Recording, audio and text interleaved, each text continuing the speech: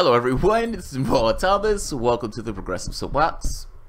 This was not the story I intended on doing, but this is a story I found myself laughing at for the past 10 minutes. And because this is a story I found myself laughing at for the last 10 minutes, as a workable point of view floating within a void, it is impossible for you guys to really peer in on what it is to be me. In the same way, it's impossible for me to peer in on what it is to be someone else. But that being said, in this certain way, in this certain spectrum of thought, and spectrum of looking at the world, there have been a group of people who have aggregated around this particular point of view. If I find this hilarious, they may also. So I'm going to share it. This is an Onion article. So understand it's an Onion article, what that means. It's sarcasm. It's not sarcasm. It's starts with an S. Satire. It's satire. But it has a template. There's something actually there. In the article, Rachel Maddow, a fuming Rachel Maddow, spends her entire episode pointing angrily at a picture of Vladimir Putin. Can you imagine that? Rachel Maddow doing that? Yes, you can imagine that too. Yes, I can imagine that also. Now, yeah, she may put words in it. They're making a point of saying she's not even speaking. She's so angry. She's like, entire hour, 45 minutes. Let's take a look at the article. I laughed my ass off at this. I thought this was hilarious. This is the Onion. I'm going to put the article at the bottom also, but I figure you guys can enjoy it with me. Fuming Rachel Maddow spends the entire show just pointing wildly at a picture of Vladimir Putin. Right there. Enraged to the point that she was no longer able to form words, a fuming Rachel Maddow spent the entire episode of her show Thursday just wildly pointing at a picture of President Vladimir Putin. For the first segment of the program, the political pundit reportedly jabbed her finger at Putin's photo as her facial expression shifted from angry to sad, then back to angry, and finally to disgust.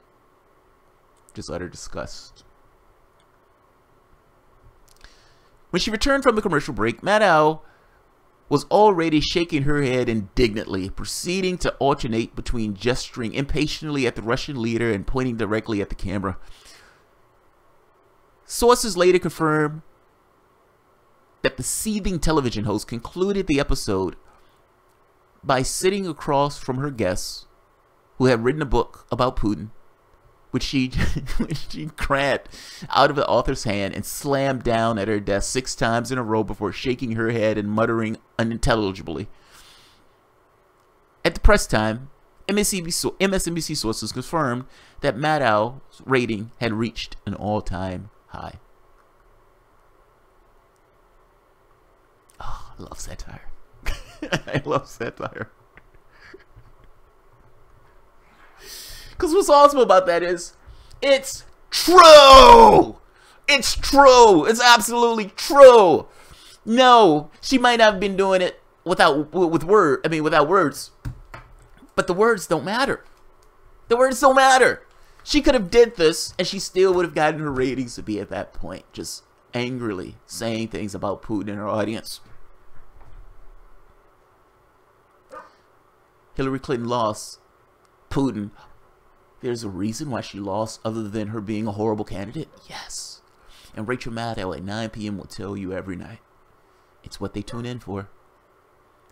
It's what they tune in for.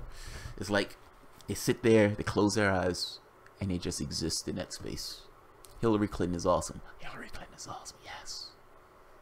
She didn't lose because she was a failed candidate. She lost purely because of these other factors. Yes. My understanding of the world was not wrong. I thought she was the most talented candidate in the history of candidates. And Rachel Maddow is telling me that that is exactly true. It was Russia. It was Russia colluded with Putin. And both of these forces colluding together were the things that toppled Hillary Clinton. That's what they like to hear. That's what Rachel Maddow tells them. And she weaves a tale into how horrible Donald Trump is. He is horrible, by the way. But in all of this stuff, in the same contextual case that I gave prior, this idea of selective justice is not justice.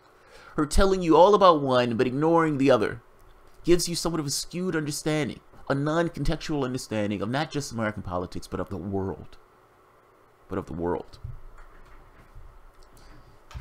You must understand, just because she's telling you something that may be true, if that truth is not compared to the other truths that are around you, you can't necessarily get a good idea on what that truth even means.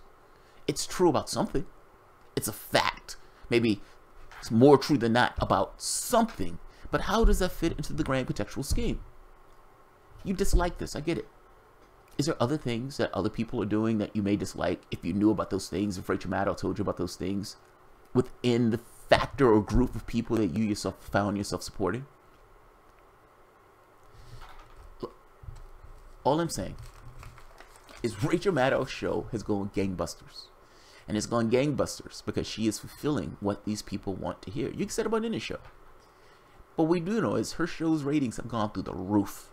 And we've known that she Trump, Russia, Trump, Russia, Trump, Russia, day in, day out, day in, day out. Trump worked with the Iranians. Trump had gangsters. Trump had money laundering through his place, etc. Every night, you can find it. If that's what you're looking for, it'll be there at 9 p.m. For all intents and purposes, what the Onion's saying here is satire, but what the Onion's saying here has more truth to it than we're comfortably admitting. Rachel Maddow, 60 minutes or 45 minutes, pointing to a picture of Vladimir Putin, pointing angrily and wildly, and slamming his picture down on a book of a guest who was there to talk about a book of Vladimir Putin. Fucking hilarious. Fucking hilarious. Alright, I am going to get to the actual show that I wanted to get to in the next one. Again, not going to keep this one long. This one wasn't meant to be long. I just thought it was absolutely hilarious. So, I will see you guys in a few minutes. Have a good one.